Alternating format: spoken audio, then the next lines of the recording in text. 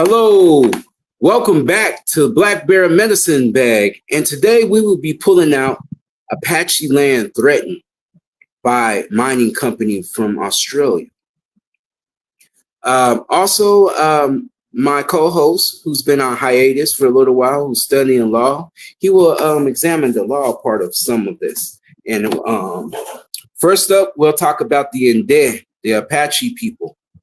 Oak Flat is being threatened by an Australian mining company. It all got started about in 1995 when they started doing land swaps. You see, the United States government was supposed to make a deal and find some land that they could drill on. And they decided to use the Apache, Western Band Apache's territory from the White Mountain, the Chiricahua, the Behedano, all those different bands that's put on both White Mountain and San Carlos Res. And it's located in the Tonto Forest, which is southeast location of the park, the national park. The Apache people have long held Oak Flat as a sacred location where their deities was, and Changing Woman along with the Gan spirits. And this is also a very sacred location that indigenous people, especially the Apaches, will go to for their ceremonies when a girl changes from a girl to a woman when she starts her first menstrual. On top of this, the famous Congress who passed away was part of this deal that they usually don't talk about. It was did behind closed doors. It was lobbied. A lot of this Australian mining company is not only affecting one tribe, but it's also affecting the Havasupai. Also, that's related to the Yavapai nation. We'll talk about that nation later and what it's proposing to doing. So, with that being said, also Geronimo's descended, his great grandson, along with the youth, especially the young women of the tribe of the White Mountain and the San Carlos Res, are fighting hard against this in this company. They're taking it all the way up to the Supreme Court, which I think is a great thing, and it interferes with the United States Restitution and Religious Act for Native Americans, where they were able to reclaim their territory and their land. You see, Geronimo said, "I will surrender, but I will never stop fighting." This is one of the things that Geronimo, if he was still here, would have been fighting for. Geronimo's descendant, his grandson, who looks exactly very strong like him, is still fighting for. They will fight till they cannot fight no more in court, so that they could hold back this company, because what's happening is fracking. They'll blow a big old hole inside of the ground, and that whole area of Oak Flat would just cave in. That's crazy that they would decimate in the United States, and the United States government once again is tearing up this Apache land. This Inde land is very sacred. It has mescal, it has yucca, all of the plants that's important to native indigenous people of that Southwest region. They're trying to get rid of on purpose so that they could rely more on pharmaceutical companies and more to be part of IHS and less independent and more dependent. Now, Peter, what do you have to say from studying the law? What can they do? How will they fight against the Australian mining company? Well, let me introduce myself. I'm Peter Connor Estrada. I'm not a lawyer, and it's not legal advice. I am taking a class, Native American Law and Public Policy. We do read a lot and study a lot about this area.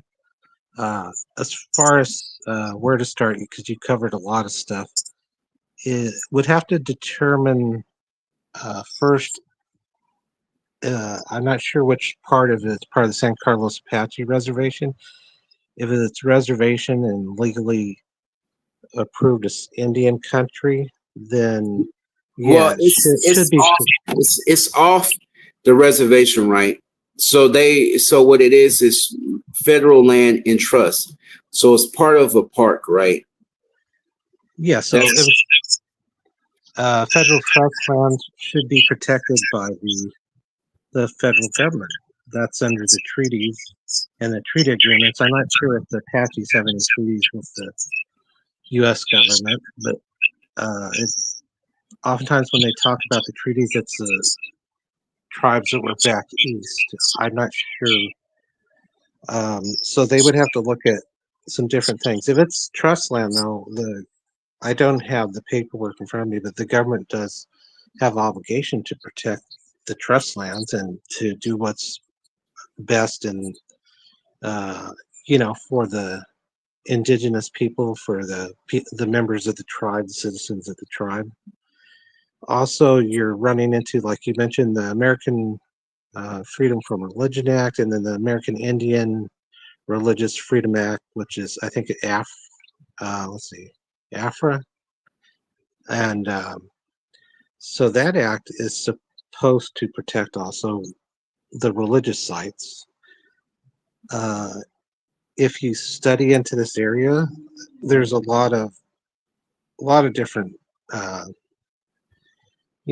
parts to every single case. So in this case, in general, they should protect it, but I'm not.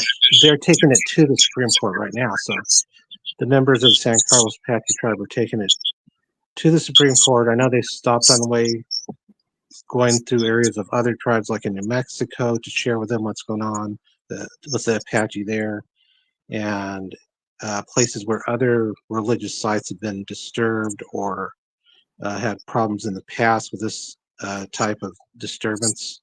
So, and then they're going to make their way to the Supreme Court, and they're going to file at the Supreme Court. There are, some general rules and stuff on the books, but it really is detailed. And I've just been reading just recently, just the last few days, case after case after case. Oftentimes, you never know what's going to happen with the federal government dealing with the tribe. And then also, if it does go to the Supreme Court, you oftentimes don't know what the Supreme Court's going to decide, because you have to look at all the different cases. And in general, I would say, from everything that I've been reading and seeing, one, it's very arbitrary and what the government or the court does, and two, in most of the decisions I've went through and have been presented with, it almost seems like the tribe or the indigenous people always lose, and even though if you read the things on face value and read the whole case and stuff, you would think like, oh, they should be winning, but a lot of times they don't. And then now you're talking about with Australia, that's a whole different, now you're talking international law, which I don't really know about international law. You're going to be dealing with a lot more than just U.S. federal government versus the tribe, or state of Arizona versus the tribe. Now you're talking about a whole other foreign country. And the tribe is basically, I think it's called domestic dependent sovereign nation. So, but that's in dealing with the federal government, and that's in dealing with the states. So I'm not sure, as far as international law, what's going to happen there. But it is interesting that they pretty much had mined all the copper out of Arizona that I know that they could. So I guess the only option now is no longer is there any out there where they could buy it or get to it. So it's like we'll have to look on the reservations or close to them, go into Indian country and look for copper.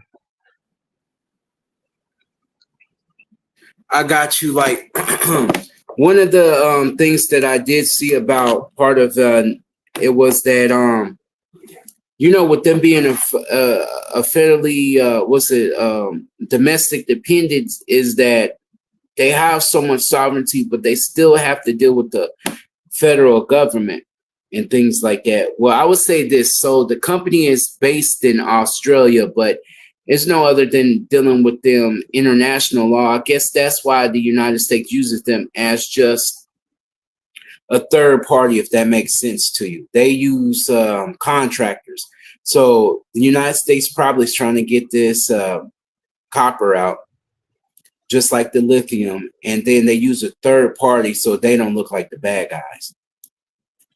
Yeah, I noticed it said something about it would supply a quarter or 25% of the needed copper for the, I don't know, for the country or something like that in the article. But yeah, as far as dealing with international companies, yeah, I mean, I don't know. I guess their only option is to go to Supreme Court.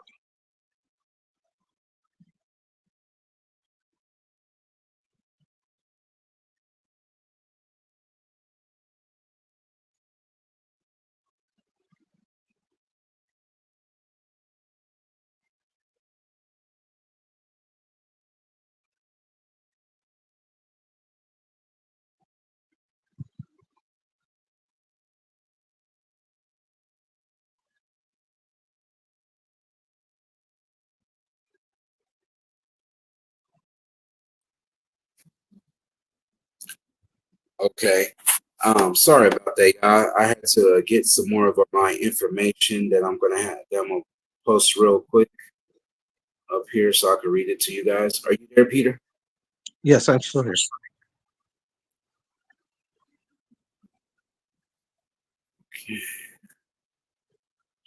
Are you getting the article?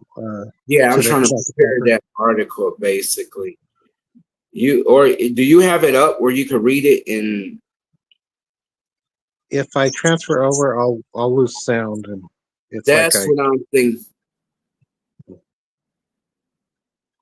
That I don't understand. That's what I'm trying to do, y'all. So bear with me real quick. Can y'all still hear me?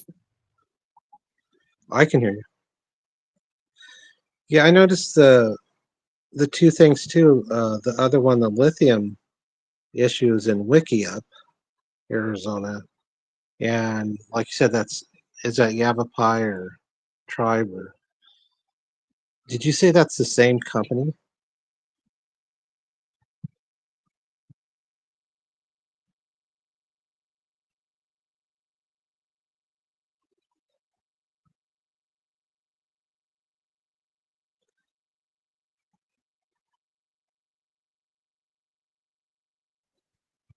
You know, they on the same trip as everybody else.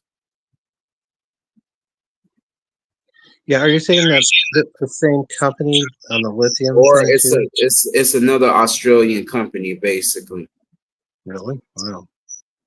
Yeah, so basically, let me read it. Members of the Arizona tribe urged a federal judge Tuesday to extend a ban on exploratory drilling for a lithium project near lands they have used for religious and cultural ceremonies for centuries. An executive for the Australian mining company that is trying to determine whether there is enough lithium to justify a commercial operation to help expedite production of renewable energy resources testified that every day of delay is costing money. What? So basically, he said because they have to take time out from drilling, guess that's costing their company money. Well, shoot, who told you to come over here in the United States? Go back to Australia and drill. Stop stealing resources from the United States. It seemed like everywhere, all of these foreign nations are taking China, whatever company we're talking about, not people, but companies that come over here, they want to take something out of the United States because they used up all of their resources. So now they're coming back, especially on indigenous land. It wasn't your land to begin with. And for you to come over here and take that, that's just wrong. And I'm glad it's costing you some money and some to rethink the situation.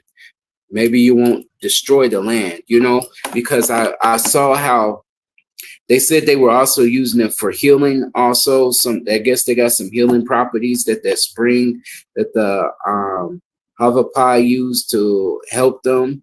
You know, there's a lot. I heard about that, but I don't know how true it is. You know, but maybe some of the mental, you know what I'm saying, things that come along with sickness is able to help that. Maybe it's not so much Yeah. physical, maybe mental illness. It heals mental illness, which is a big problem in the Native communities and the Black Indigenous or Black American communities too, that they lost the aspect of culture. They've lost the language. They've lost so much. They lost the land in the South, in Mississippi and Alabama, and the same thing's being repeated in Arizona. They're destroying any trace of indigenous people, and they act like they the victims. You know what I'm saying? Oh, it's Yes, costing I us don't money. understand. Go ahead.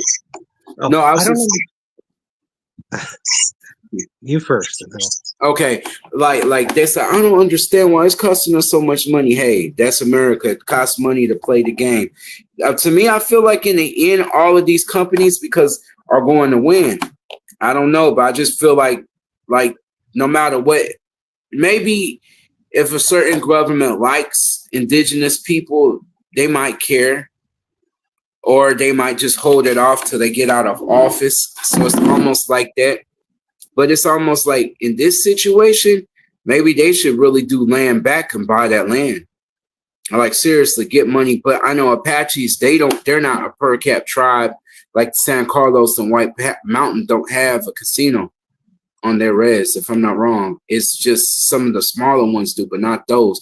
So maybe they couldn't like buy back Oak Flat, or since they or they could say, hey, if it's a trust land, then the federal government has given the company permission to use it.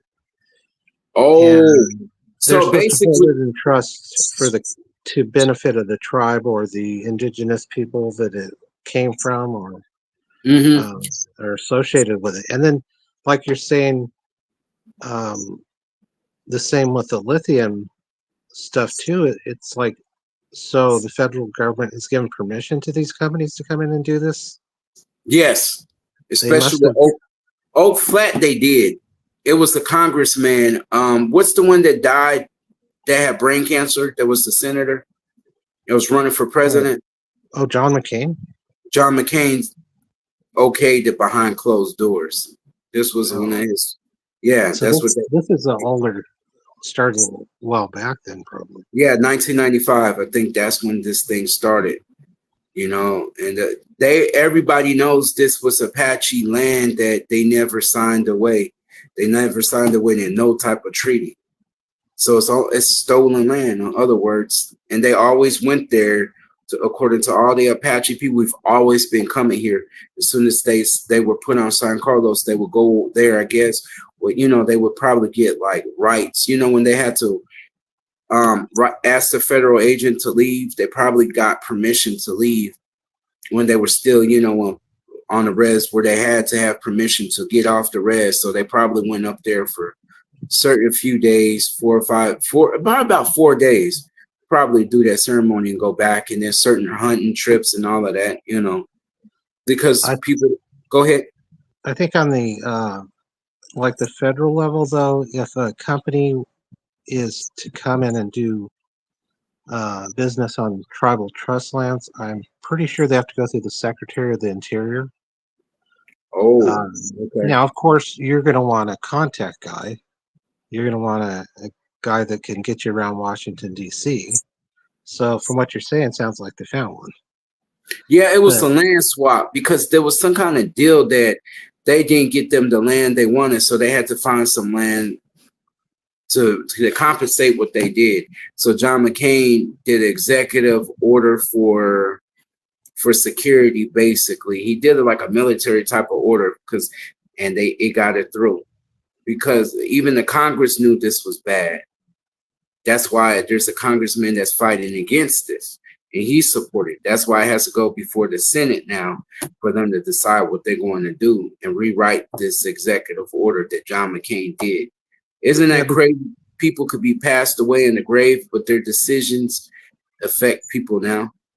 Well, and also from what you're saying, like, I think even if like you're a tribe, I think you still have to go to the Secretary of Interior and say like, hey, we want to have a casino, you Mm-hmm. know, that sort of thing. And you have to go to the Indian Gaming.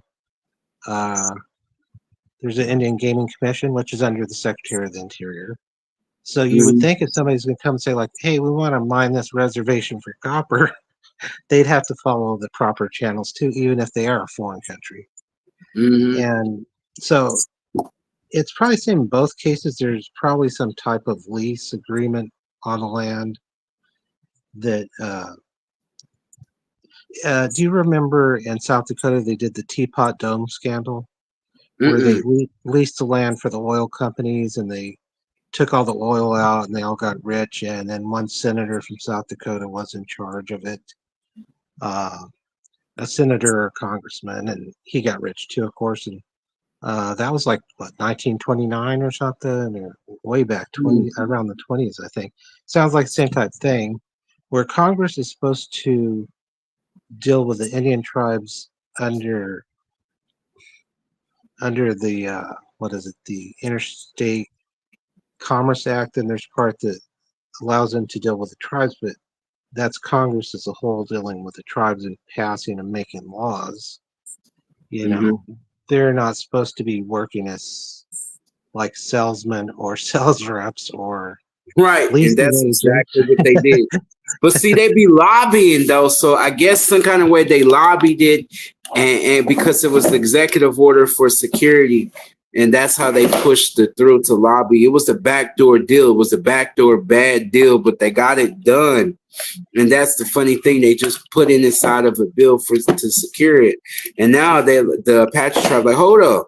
How did Oak Flat? And they told them exactly who did it. And now that they know who did it, now they have a right to be hearing in court. So I'm thinking because it's a bad deal, hopefully they do the right thing. Hopefully. But like I realized from Oklahoma to Arizona, when it comes to oil, the United States government and lithium is all about progress. It's Yeah, this and is an uphill battle, basically. it's just like they're fighting. Aren't they trying to do lithium on the Navajo reservation too? That's Uranium or something uranium. like that. They're doing uranium. Mm-hmm. So all these are deals that were done, like you're saying, behind closed doors. Mm-hmm. So it's You know, almost like certain tribal members may be on the other side, don't you think? Probably for it to go all the way through without them knowing about it, or no, maybe they don't know, or you I think don't. somebody think, or we can't assume. We just could go by what everybody's saying. I wouldn't assume on any of this that any tribal member, council, chairman knew of anything about it because uh, this doesn't seem like something they would like a member of a tribe would personally do to profit. I think it was all done behind their back. I don't. I can't imagine that Right, any of because them the tribe is were not getting involved. no money out of it. Neither tribe is getting money. It's going straight to this third party firm that's acting as a contractor, just trying to get the money. You know Yeah, what I'm so saying? the third party gets the money or whatever. They're given, I'm sure, some payments to certain people that help them along the way. It's like the pay for play thing that they talked about with I don't know, it was just with the current administration or the previous one. You know, you don't do pay for play, and that's what this sounds like. You Mm-hmm. know, it's like somebody you want to contact, they get you in the door, they get you set up with the right people. You know, you push it through your company, and then you make billions, and then you send some kickbacks. You know, to pay the people who helped you get there and make the right connections, even though it's an illegal deal. Right. I think And not that only that, the fact that they actually researched it enough to find out, oh, we're doing this illegally, but we're going to make it go through anyway. right, and the tribe now has to fight hard because that's an important site for them. Like once that's gone, that's gone. It's equal to them, like Jerusalem. as far as Mount Sinai, almost to be comparable, or for Muslims, Mecca, or every sacred spot to certain Christians and stuff. It's important. So it's on that same level to the Undead, the Apache people. That's why they're Oh yeah, fighting so hard. just like you're saying, it's like if the Australians start mining under the temple in Jerusalem or something, and then Right. They will be mad. People ain't gonna let that happen. There'll be an all-out war. It's well, almost like Apaches have to almost go to those resorts or blockade, like some native nations in I know they're not on that same level, but in Canada, they'll block with the Mohawks, they'll block progress no matter what it is. If it's something that's theirs, they're gonna block it. But I don't think they want to do that, because last time a lot of native people got hurt when they did block that pipeline type of stuff. So I think they're trying to do the right thing with more peaceful type of measurements. You know what I'm saying? And not being so I active like that. I think first I they try to do it peacefully. I think too, and with the lithium one too, it's like I don't think the tribe necessarily has any knowledge of what was going on.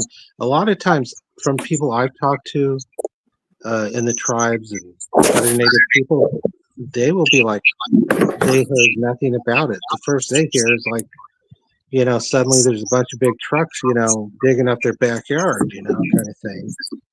So, um, you know, I, I think sometimes the people in the tribes and even the leadership of the tribes are like the last to know till, hey, there's guys out here and they're starting to dig up the South 40, you know. And what would happen if that was I'm thinking of that movie like Dallas, that show. Could you Hmm. imagine they started drilling on the South 40 without permission? All the unions would be out there shooting them immediately. Right. Immediately, yeah. I don't know. Some native nations might have to go there and do what they got to do. I guess I don't know. I don't know what. I think that might be their last resort to do that. And they might get help from their Mohawk. You know, other than, or maybe it'll be a coalition of all kind of people from the different reses to block it. May not be they'll block all entrances in order to keep them out, or they may just block Oak Flat. But since they're What would doing be underground, go ahead. Well, it'd be nice too if the Supreme Court would really look into it, and if they would get the paperwork out and say like, okay, here's who approved it. We need to, maybe see if they need to be charged. Here's who was on the committee, who signed this paperwork. And maybe not just. I mean, hopefully they might block it. Right. But even if Right. they do block it or say like, oh, the tribe's right, what the other side will do is just say, "Oh, we'll pay them a bunch of money," and that really doesn't make up for it because, like you're saying, with the lithium, it's a matter of traditional knowledge and intellectual property, which is a whole other area of law. And once that's out, once that's lost, it can't be gotten back. And the tribes really aren't necessarily happy when you say like, here's $100 billion, but you lost your springs and your water and all your native healing arts. The tribes Yeah. generally, in cases I've read like that, they don't care. They don't care about the money. They Right. wanted things the way they were. They don't want things changed. They want outsiders to know the knowledge because sometimes it's a violation of religious principles where, that is only shared in a small group within the tribe or the religious leaders within the tribe, and it's something they feel like desecrated, like there's no way to get back whatever they were getting out of it. Right.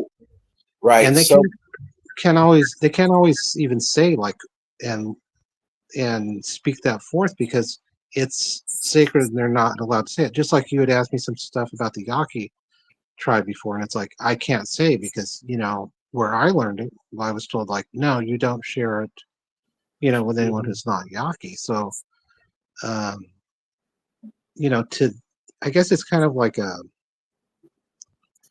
a lot of this stuff. It's almost I don't know how to put it. Maybe in a sense like, hey, it's like to them, it's the equivalent of like if you share this or or if this has gotten out, it's like people will go to hell kind of thing. You know what I mean?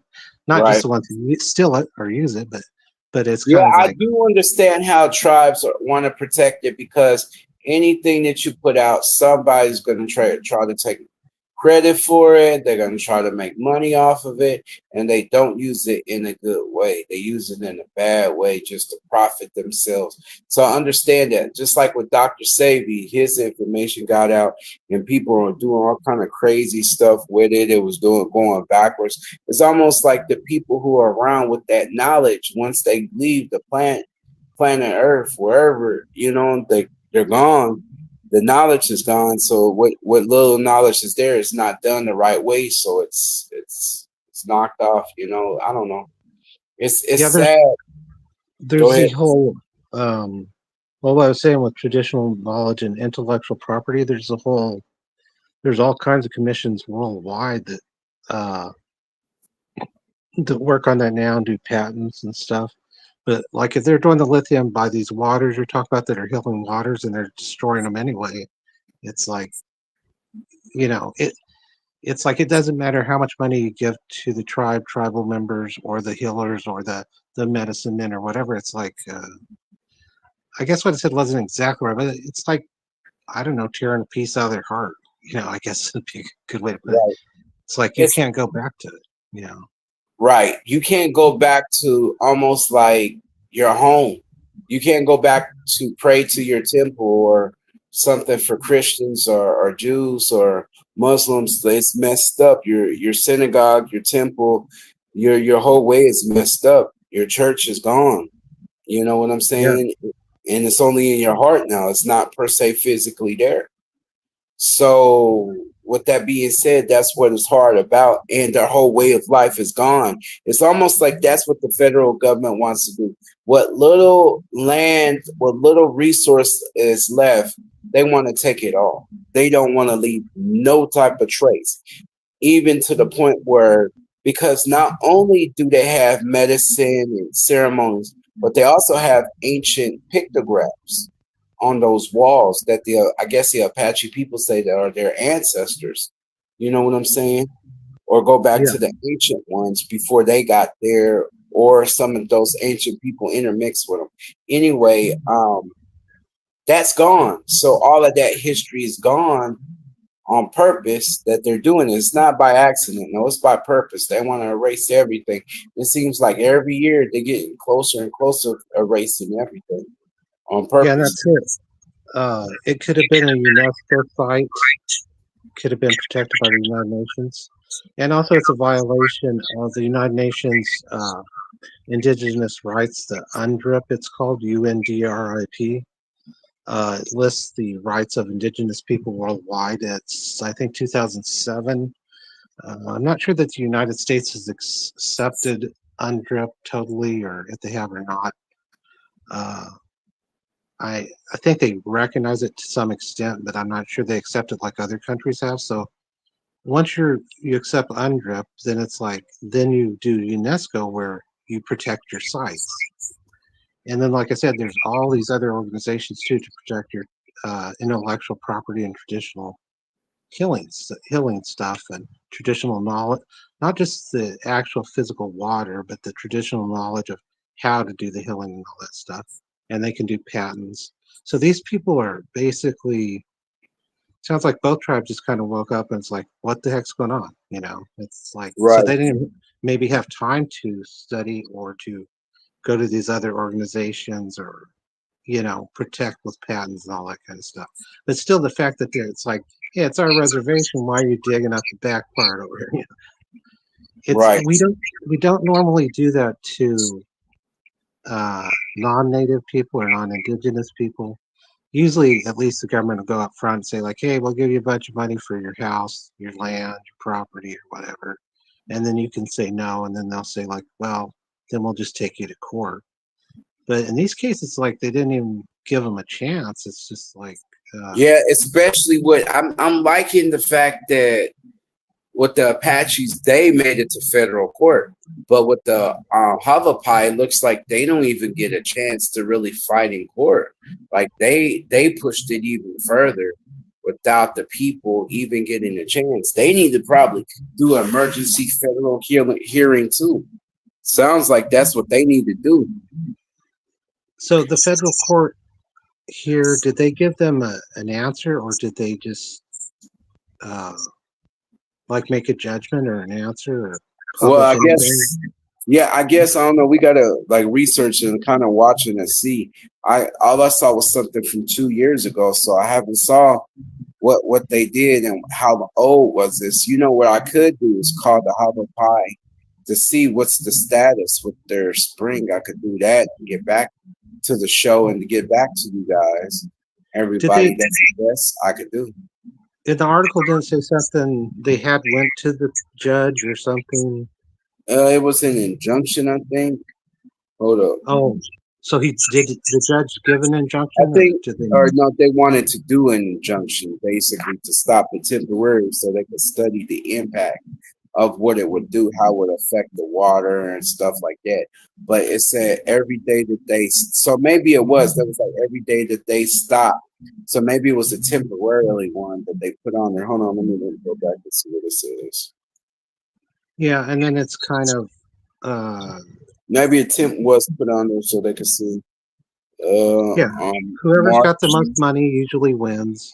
And even okay, if you get so members of an Arizona tribe urged a federal judge Tuesday to extend temporary ban on exploratory drilling for lithium. And then it did say executive from Australia Mining Company is trying to determine whether there is enough lithium to justify a commercial operation to help expedite production of renewable energy resource. Testified that every day of delay is costing the money. So maybe they did.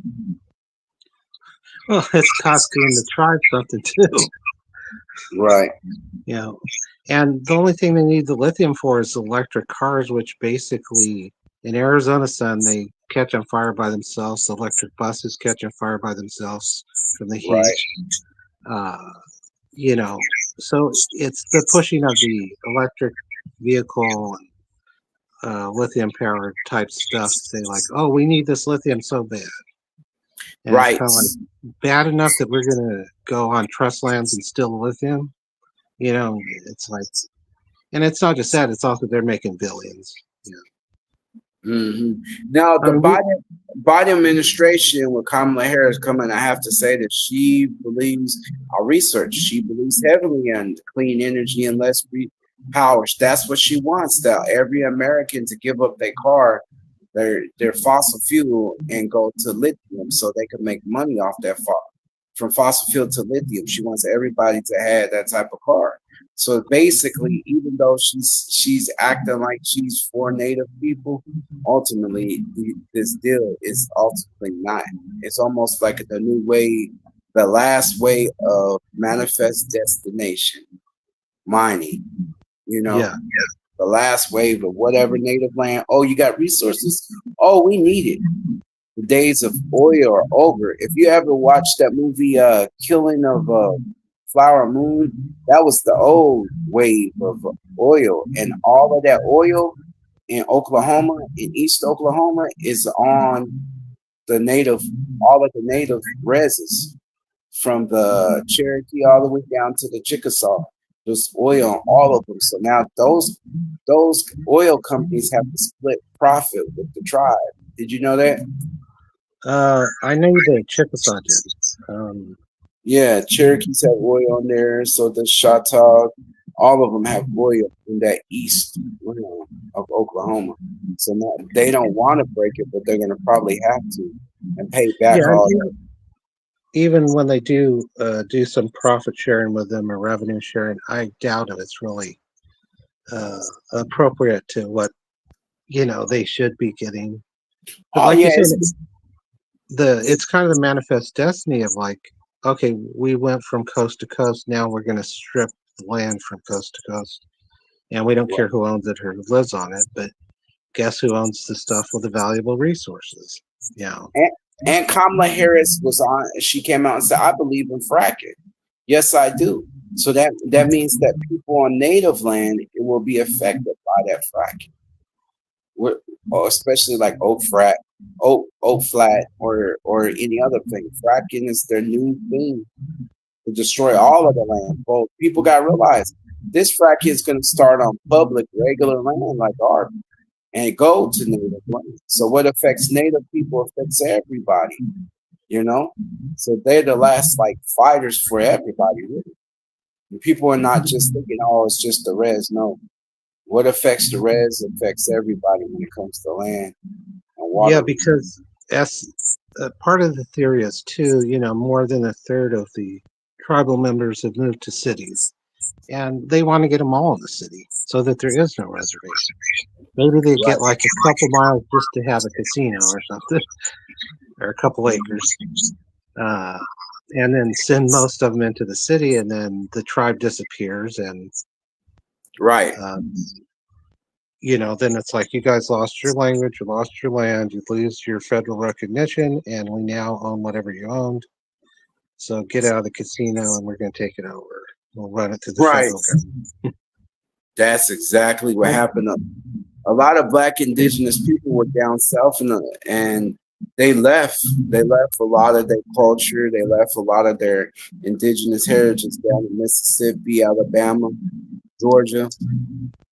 And they lost a lot of that because when you leave your area, you can no longer say some kind of way, you know what I'm saying? Like, you're indigenous, right? You've always been on the land. You can't say that when you migrate north. You migrate north, you lose a connection of years that you've been on the land. So then you have no title to the land no more, if that makes sense. Yeah, it was in the, remember, this started back in the early or late 1700s and early 1800s. And this has been planned all along, with the allotment stuff, the checkerboard and reservations. It's like, if we keep eating at them, enough of them will move to the city. They'll become just like us. Right. And a lot of them have left. A lot of young people, like reservation dogs, you see them getting educated, leaving the res, leaving that life behind, because the reservation, let's keep it real, was meant for a place where you just go and die. They just wanted to forget you. Some reservation was on your traditional territory, like the Navajo or the White Mountain. They've always been there. But San Carlos, from my understanding, was never no Apaches.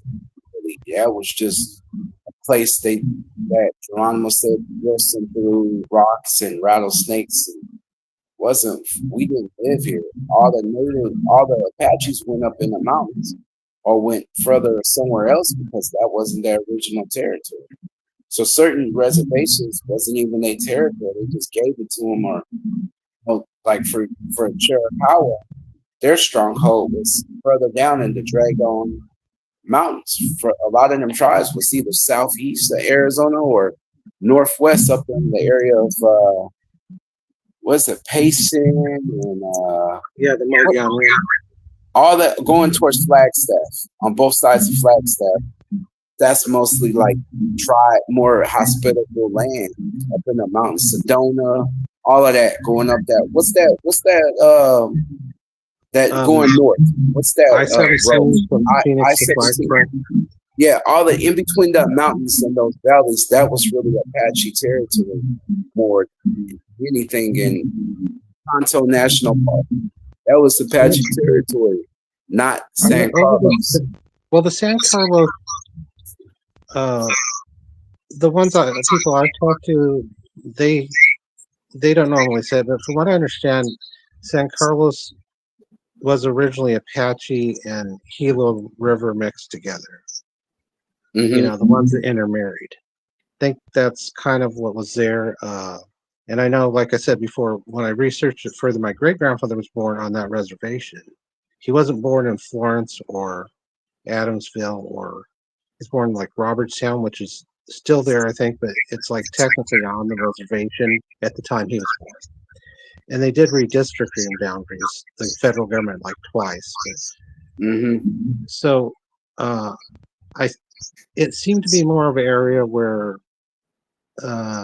like you're saying, maybe Geronimo's like, well, we're going to hide out here, and then other people from the tribes in the lower areas, whether they're Papago or Tonoalthem or Pima or whatever river tribe. It's like it seems like a lot of people that went to that area seem to be like two tribes mixed together type thing.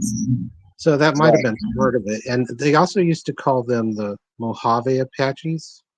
And the Gila River and the Salt River used to be more referred to as the Maricopa Indians. And then later it's like, no, we're Gila River or we're Salt River. But there's some mixing of tribes there too, because there was an actual Maricopa tribe, and I think there still is. And, and then I'm not sure if there's any Mojave Apaches left, but they were in the same area. Heard about them. Yeah, 'cause they were in here in the area out where I live too, and they also extended up to San Carlos, from what I understand. I was reading some stuff, not for my class, but some other stuff. So was the Mojave natives on the Colorado River at one point in time? Was that their West Arizona was their territory then? Because the Mojave Desert's like in California, right? Yeah. No, I'm not sure if they're from the river or not. What I found was at one time, this area that's Gila River, where I live here, really close, like 2 or 3 miles away from it, from the reservation there. So that area, I found some information saying that was Mojave Apache, and it didn't mention anything about Gila River. But I know traditionally, and from what I learned in class, that from my Yaqui language classes, like the Yaquis came all the way from Mexico every spring to intermarry with Gila River, Salt River. So they weren't getting too much in their own clans and too much, because you have to marry outside of your family group or you get diseases, right? Or inherited stuff.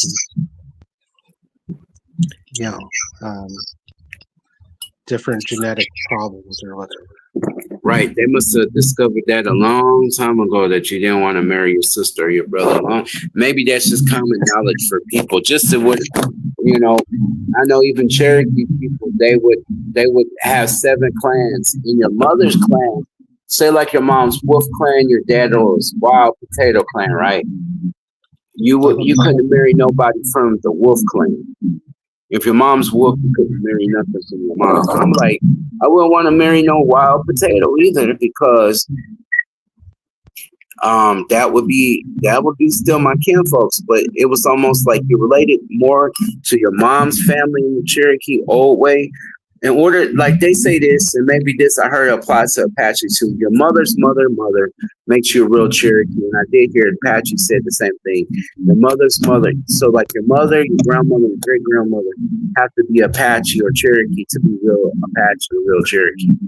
But then when men would marry outside the tribe, then they would say, well, what do we do with these children who don't have a clan from their mother? So then they had to accept them eventually, because their mother would be non-native, so they would have to accept them in what was called the Wild Potato, long-hair clan. So they made a way for it to exist. You know what I'm saying? So a lot of times when you do non-traditional things, you have to think of a way to bring them back in, make them part of the tribe. Some tribes do that, some tribes keep to the old way. But I think that's where you lose knowledge if you keep people out. If you don't pass on knowledge, knowledge will die with you. But sometimes some people want to take it to the grave. Yeah, and we see so much if you read the Bible history. They married brothers, sister, half brother, half sister, and they thought that was all really good. And then even with what little well, you couldn't, according to the Bible, you couldn't marry your half sister because it's still related to your mother, but you could marry your cousin. You can marry your first, second, third cousin, which I don't know. It's like, genetically, they still have problems even to this day. Like, if you see that still in like Palestine and Israel that married their cousins, and still there's some kind of genetic issues because there's all kinds of genetic issues with intermarriage, especially I think even with Ashkenazi and the um, and it's not just like the Jewish people, the Arabs did it too. They intermarried with their. That's what I was talking about. Well, I see among the Arab people more, but you read about it in the Bible from the beginning of the Jewish people started with an intermarriage from Sarah. I think Sarah or sent Isaac to her brother's house to get his wife Rachel and Rahab, and so No, let's see. I'm saying, It started with Abraham married his half sister. Abraham was originally Iraqi, right? and he married his half sister. And then he lied to the Egyptian pharaoh and said that it was his sister, but he didn't say it was his wife too. And Right. so then God gave the Egyptian pharaoh a dream, like, if you sleep with this woman, I'm gonna take you out, or whatever. Oh no, he shut up the womb of everybody. The man, nobody can have any children, basically. Yeah, and then what is it? So Abraham and Isaac, and then was it? I forget which one it was. Said like, go find a wife from my people, and paid the servant to go find a wife. Was that for Isaac's wife? Yeah, that was Sarah told her servant to go among her uncle's house to find a woman because she didn't want him marrying the Canaanite people because the Canaanites worship false gods, more or less. You know what I'm saying? Gods that were sacrificing children and stuff. Then Jacob had to leave because of the stealing the birthright, and then he went to his uncle or whatever and married a relative too.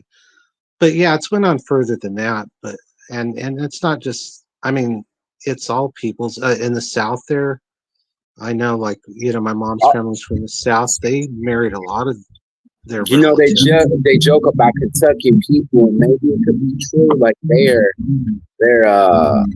call them a certain name. I'm not going to say. I don't like any type of racism or any type of disrespect. So I'm going to keep that.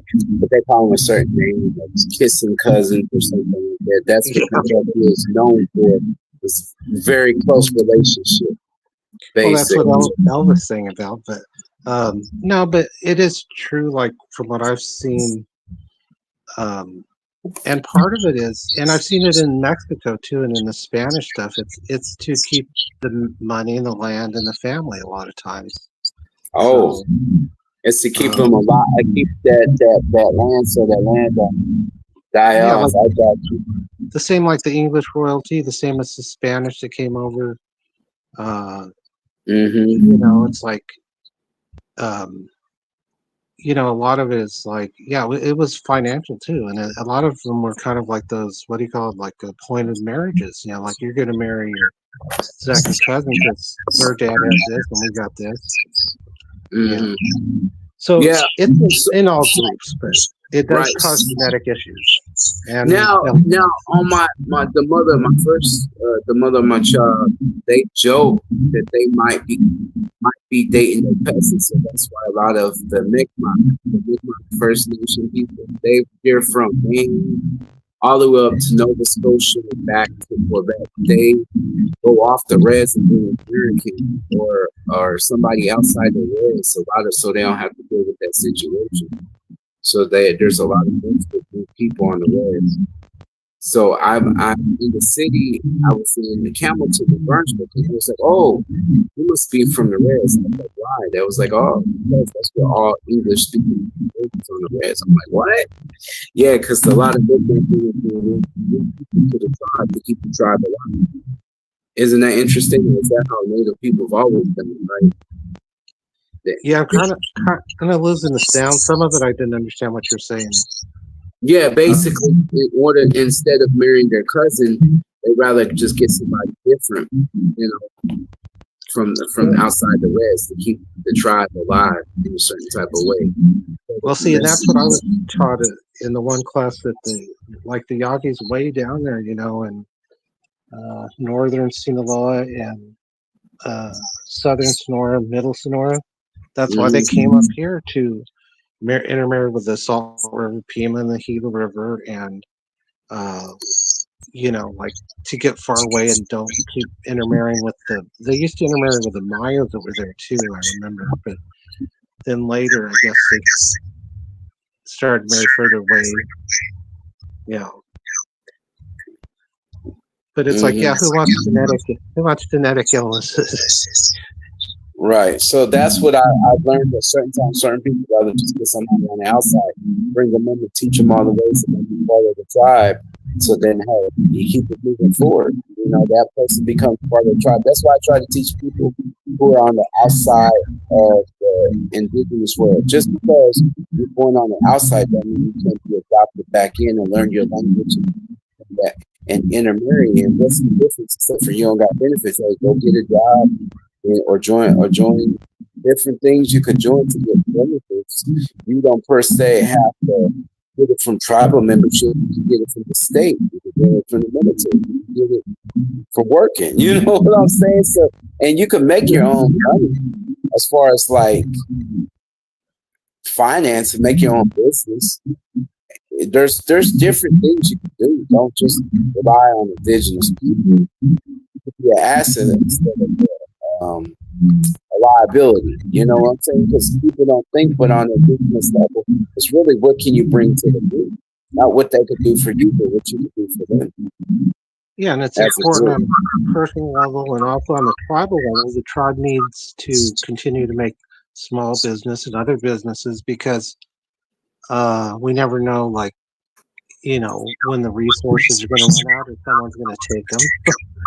Right. Yeah. If we keep giving the resources out, both on a federal level, they let China, Australia, all these other countries come over here and take all the resources. What's left in the United States? One you probably read. Remember this about a corporate chief that said about 100 years ago, you cannot eat water. You can't eat money. You can't drink money. Money's useless. As long as I have my water and have my land, I'm rich. Yeah, and a lot of you can't use a dollar bill. Right. The American dollar is just worth what we think it is. It doesn't even have the gold or the oil back. That's the crazy idea of that. Also, too, like you were saying earlier about the casinos, in the reading I've been doing, not that many of the casinos really make that much money. I think it's like 14% that really have did well, but something like 70 or 80%, they have casinos, but they're really not turning a profit or a large profit, or it's really not a substantial amount. Do you think it's stopped since COVID? COVID has changed the way a lot of people spend money. You think our economy is not the same since COVID? Oh, definitely. As far as the poverty level, the poverty level went back up a little bit after COVID. On the reservations and the tribes. But the idea is to make other businesses, for the tribes and for the people in the tribes, also because I think the gambling will always make money, but it's just, we hear about the tribes that are doing really well, or like their casinos doing really great, or they're really raking it in. But like I was saying, something to read, maybe it's like 70, 80%, the casinos help, but they're not doing a major a major overhaul or change, because you have to use the casino money to pay for your police, your medical, if you build a hospital, your campaigns, your tribal campaigns, elections. Yeah. Shoot, man. There's a lot of natives that have a lot of jokes. I would love to bring them on and talk about some of the crazy stuff that happens on campaign. Yeah, and then the what do you call it? You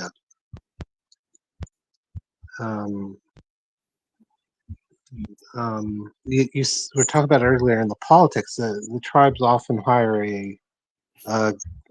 what do you call the guys that go to Washington and the lobbyists. They hire lobbyists for big amounts.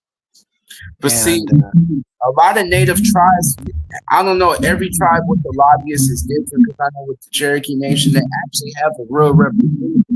That was one of the things why they left the United States and fought with the Confederates. The Confederates promised to share in the Confederate government if they won. So, with that being said, I think that's why the tribes pay lobbyists, but the Cherokee Nation actually had the first representative without paying lobbyists to be 2 years ago. I think around the same time that Biden won, that the lady failed a year later to yeah, let's see. There's Chickasaws have a tribal member that's in Congress. Then there's I think her name is Harlan or Harland.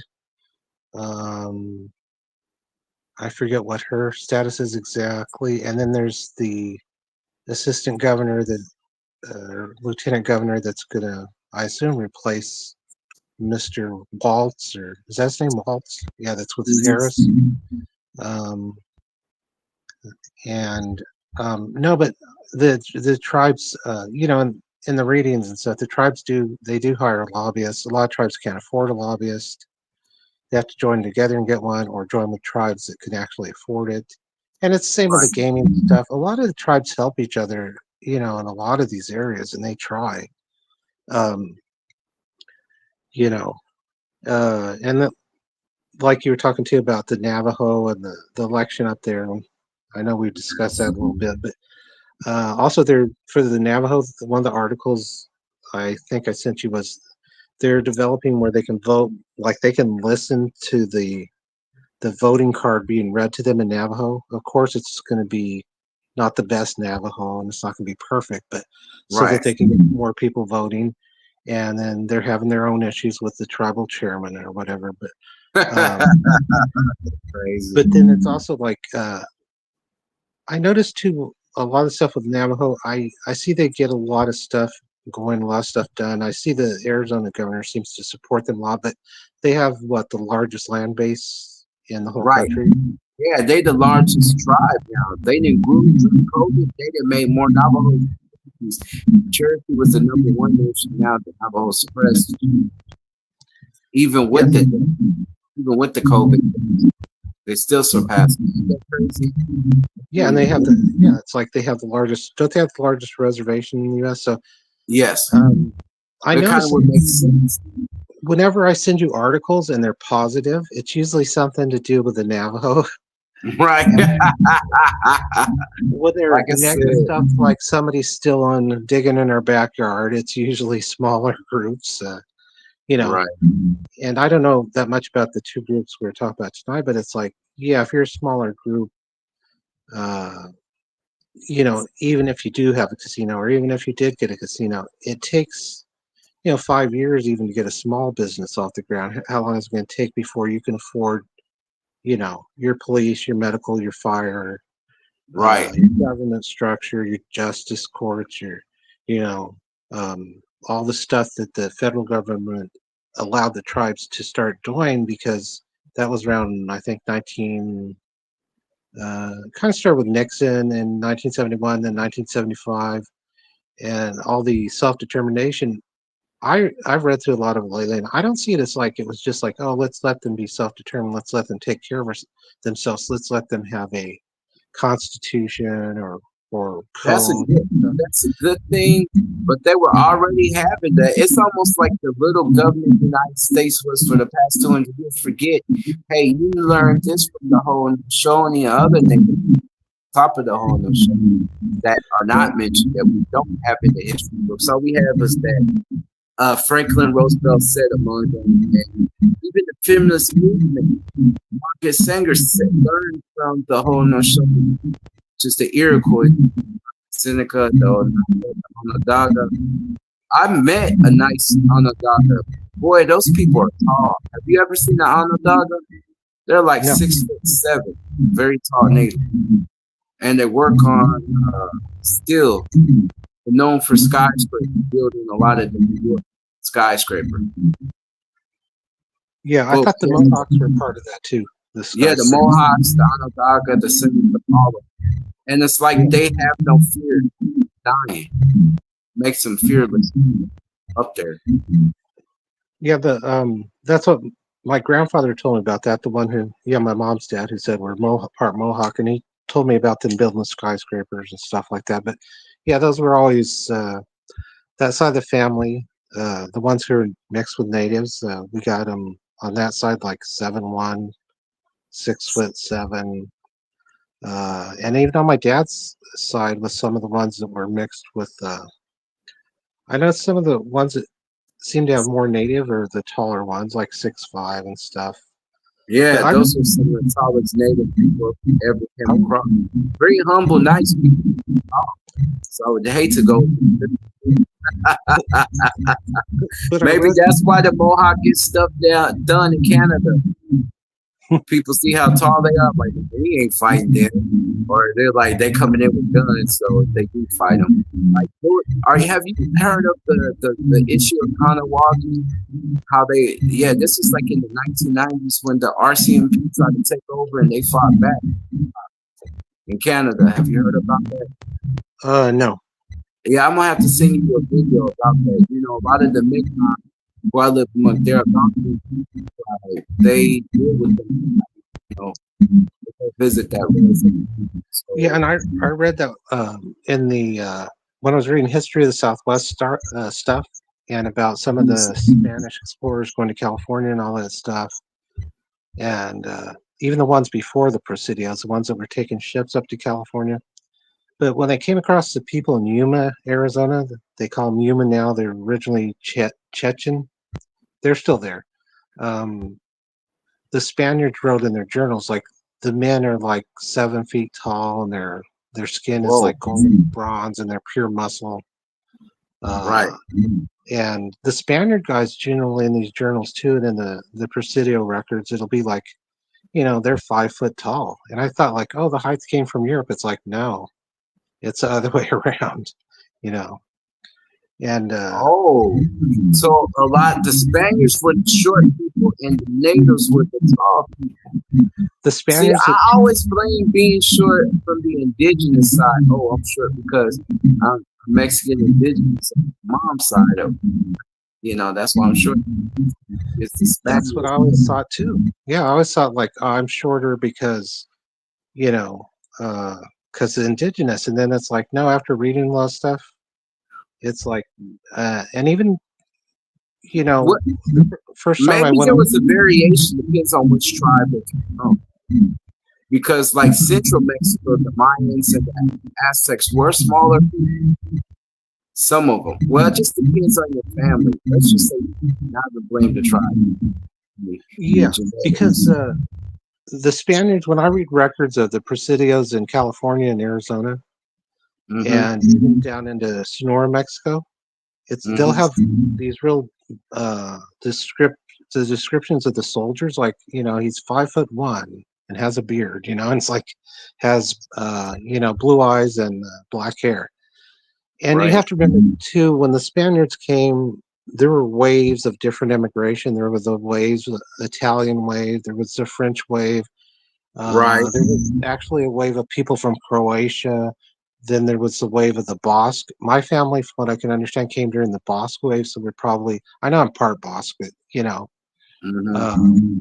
it's like you can trace the periods too, and you can trace the ship. Sometimes it'll be a ship of, just all guys from Hungary came, and then they went to work in the mines, and they mixed with native women, because they were all coming basically for the silver in Sonora and northern Sinaloa and Sonora and stuff.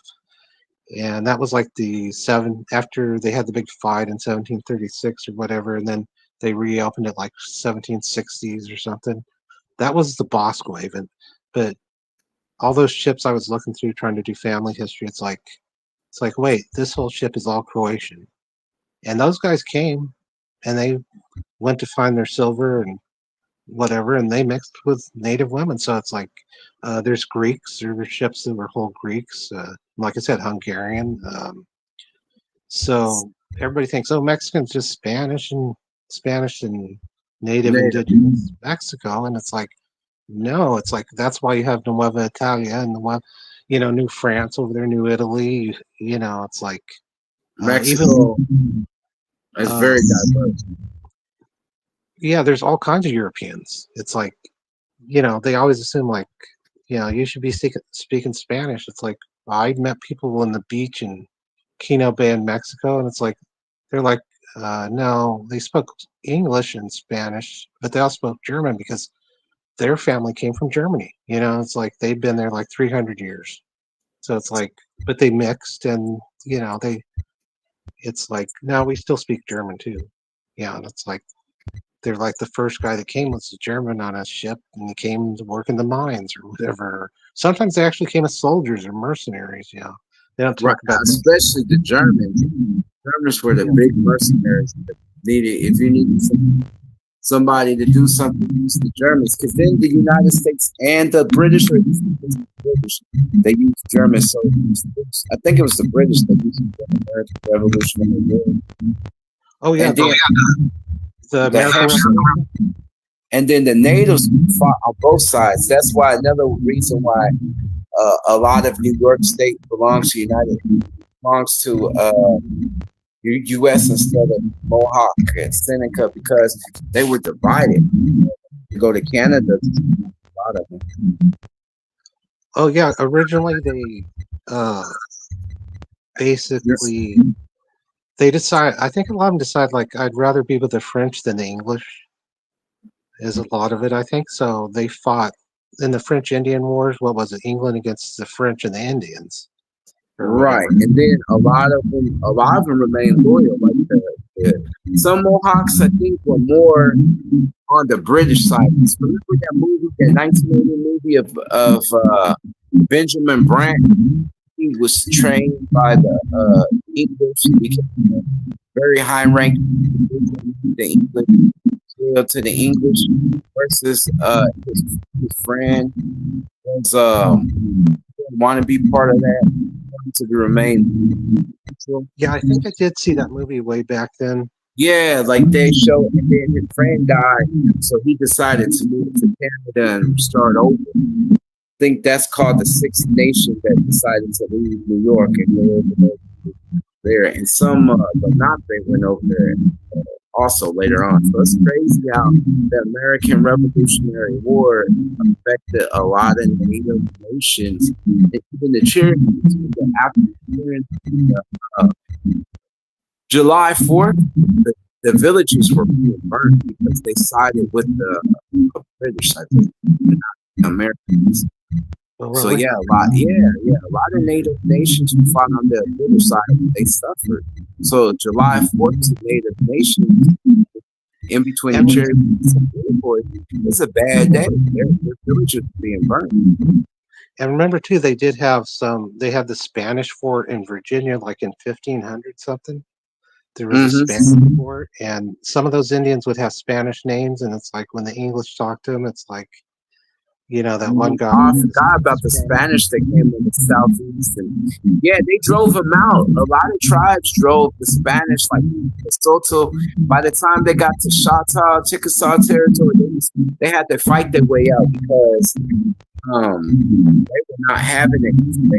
Soto, when he was going on the frontier, the smaller tribes he would beat up on.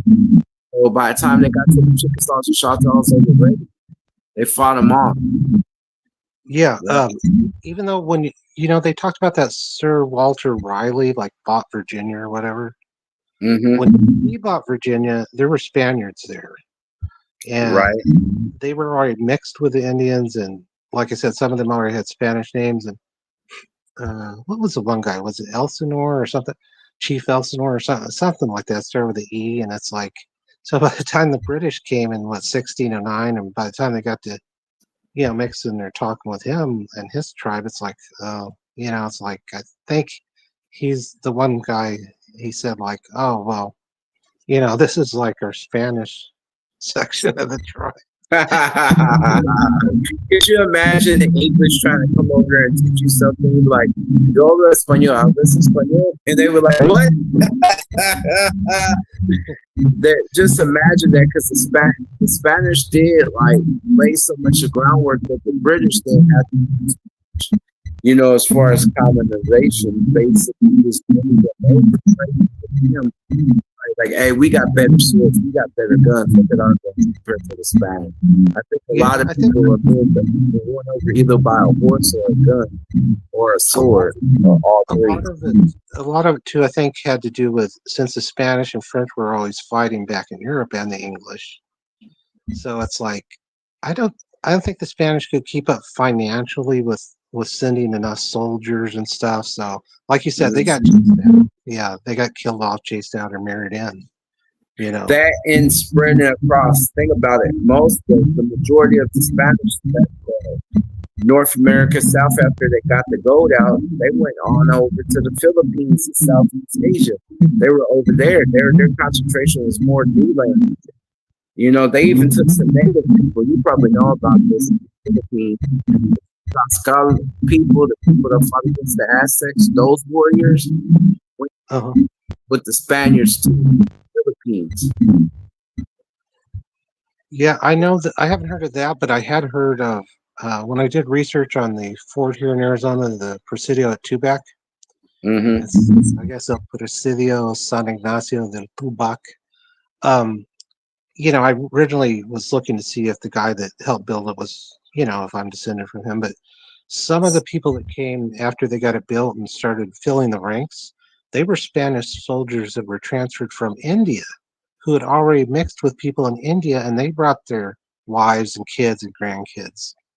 And,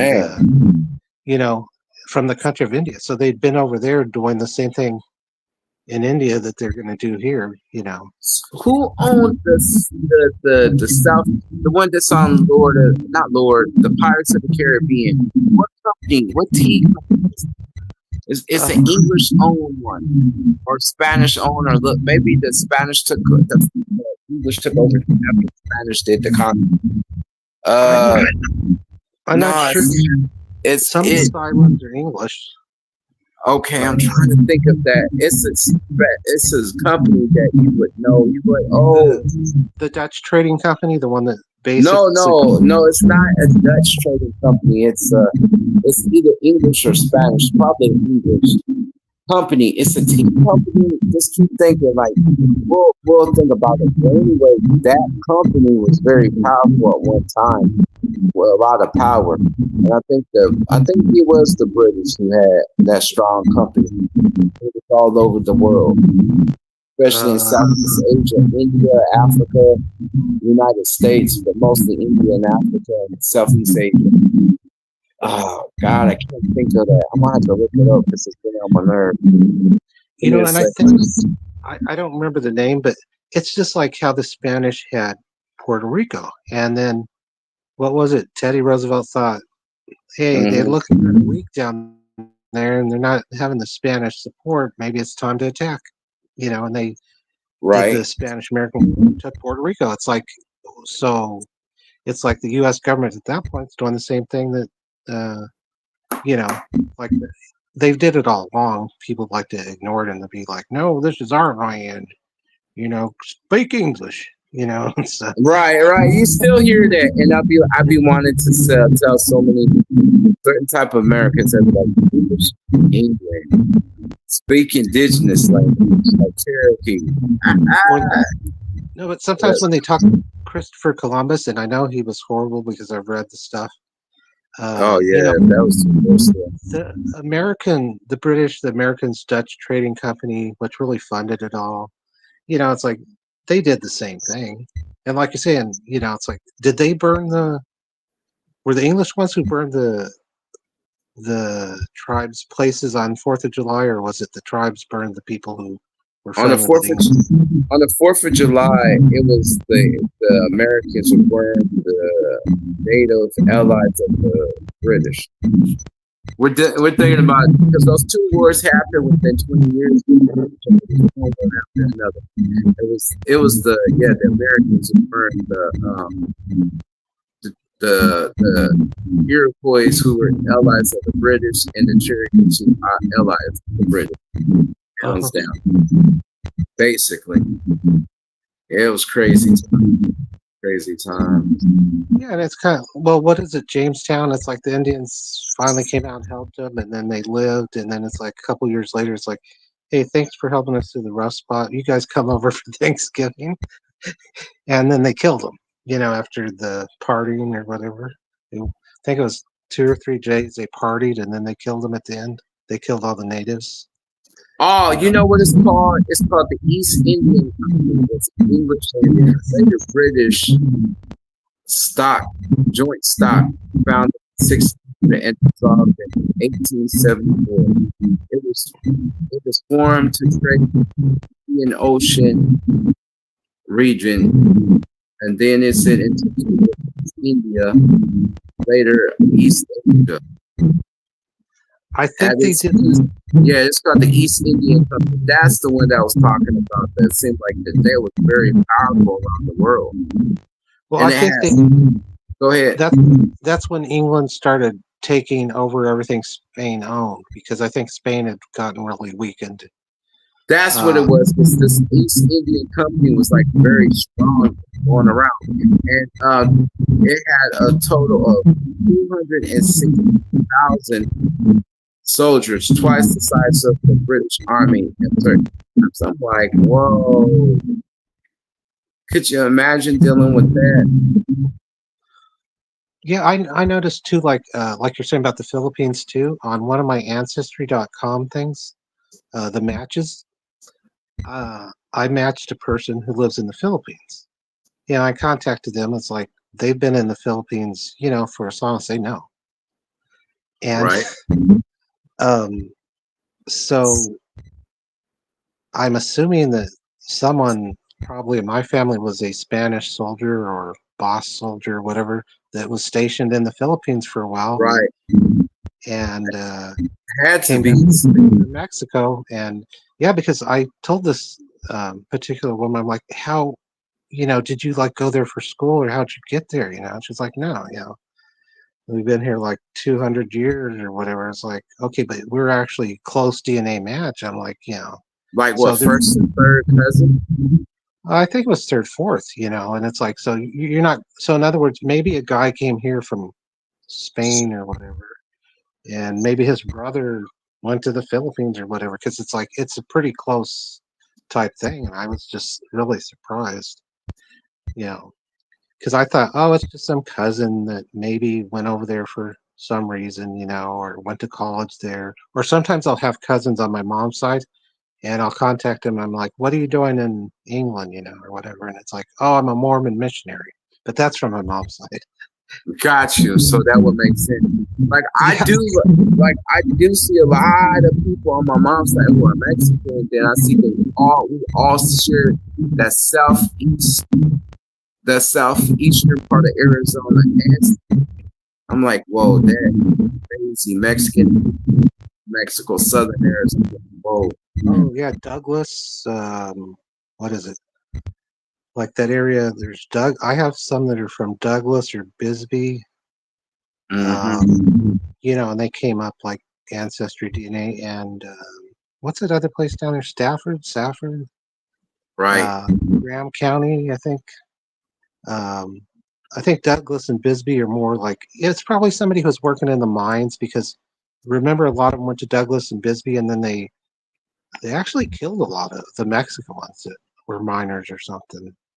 There's some big mess up there, like in, I don't know, it was 1800s, early 1900s, like where they took them out, and they didn't like the Mexicans and the natives getting jobs like in the mines, so they actually got them and took them.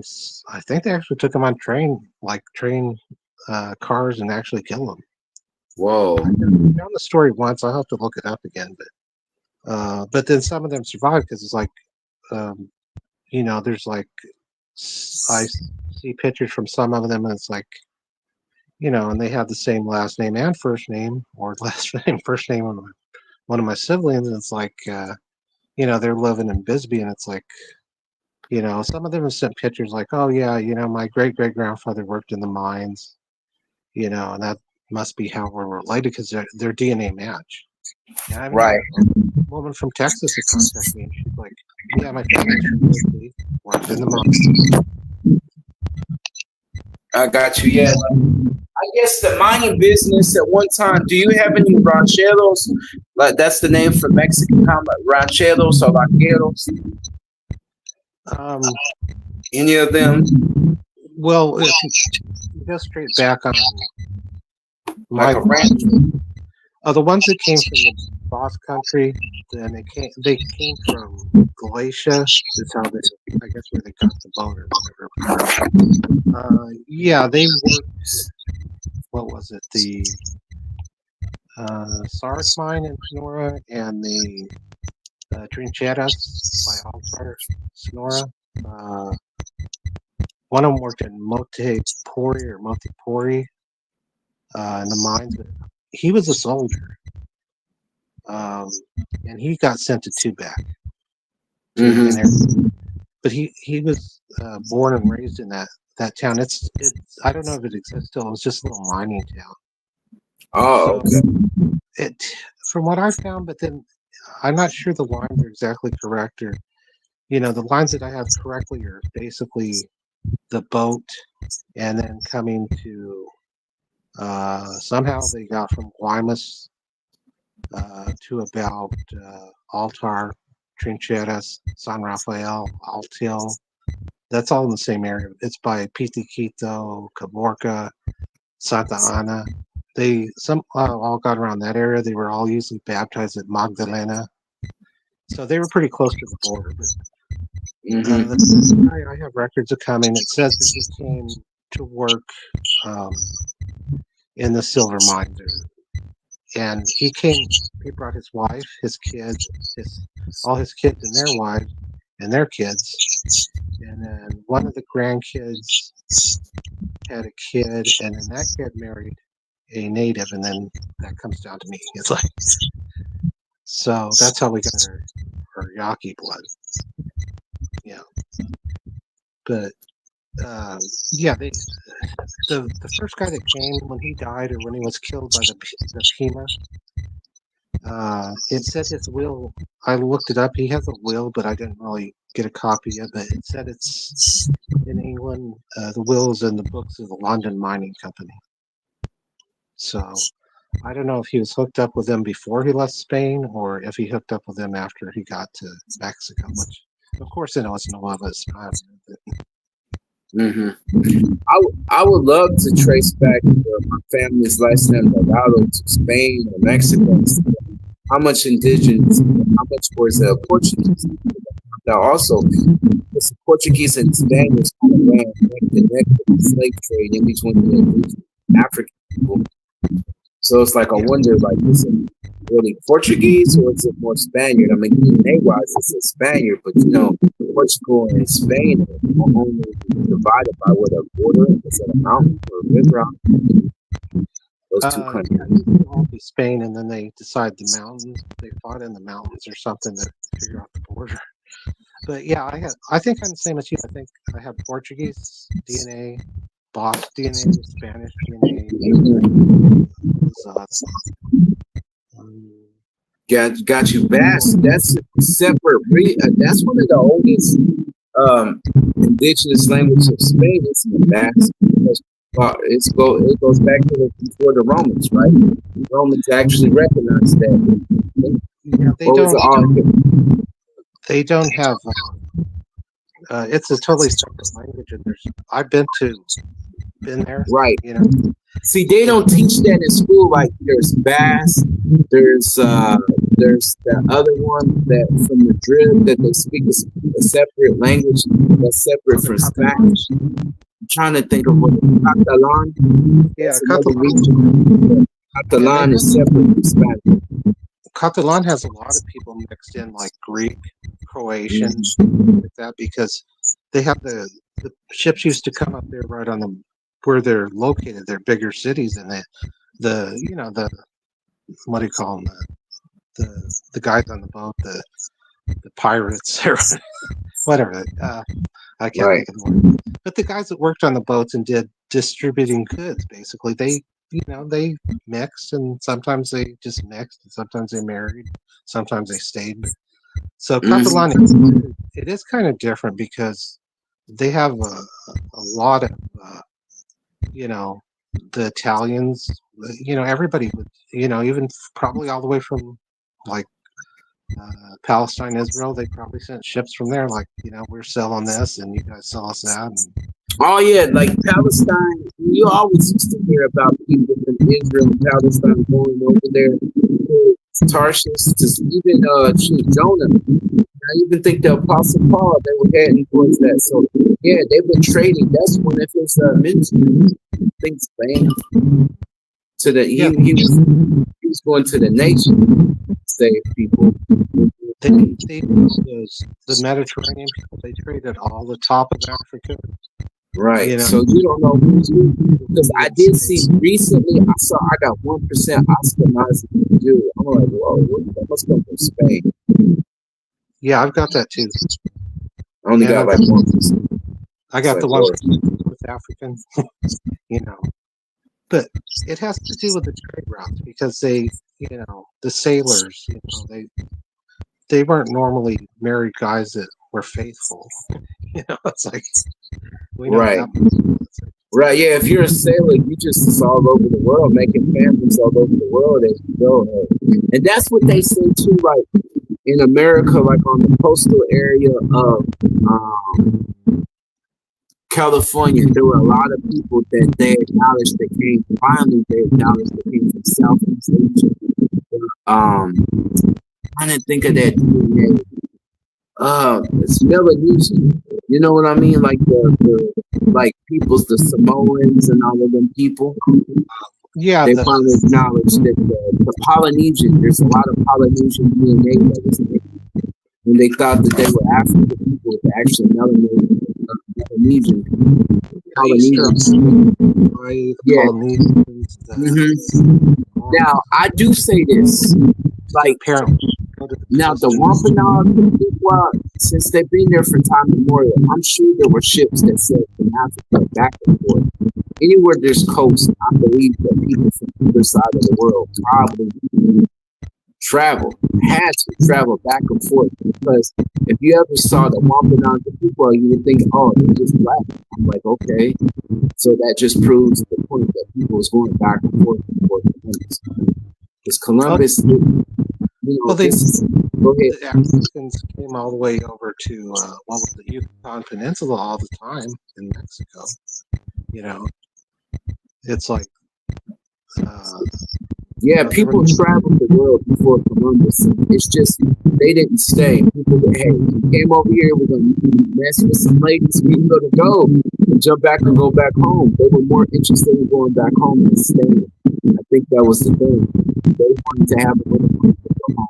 They didn't want to stay. It's all about that versus Europe. I think at that point in time, the English, the French, the Spanish, it was too overpopulated in crowded cities.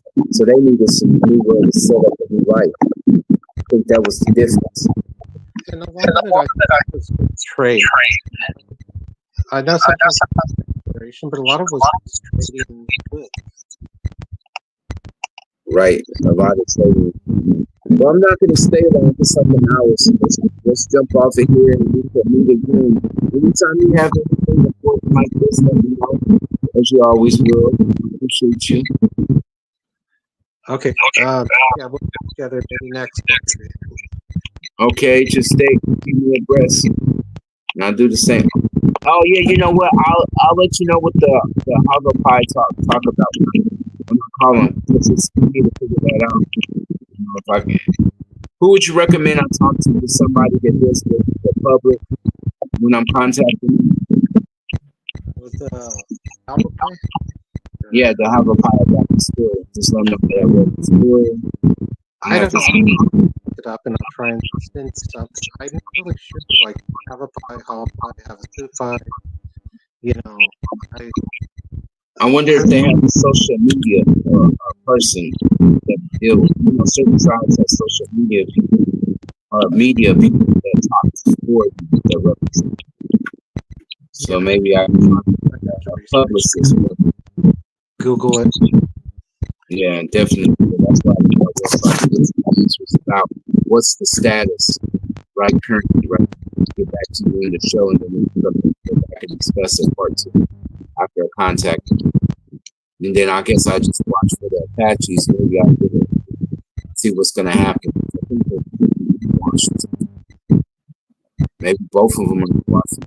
Hopefully, both of them get the outcome they want. Yeah, All right. Well, have to watch that. yeah. Well, I'll talk to you later. I hope everything works out for you. Okay. Well, good to good to talk to you. And yeah, we'll see what happens by next Saturday. All right. Talk to you later until we meet again. Everybody get ready. Vote. Right. And all right. okay.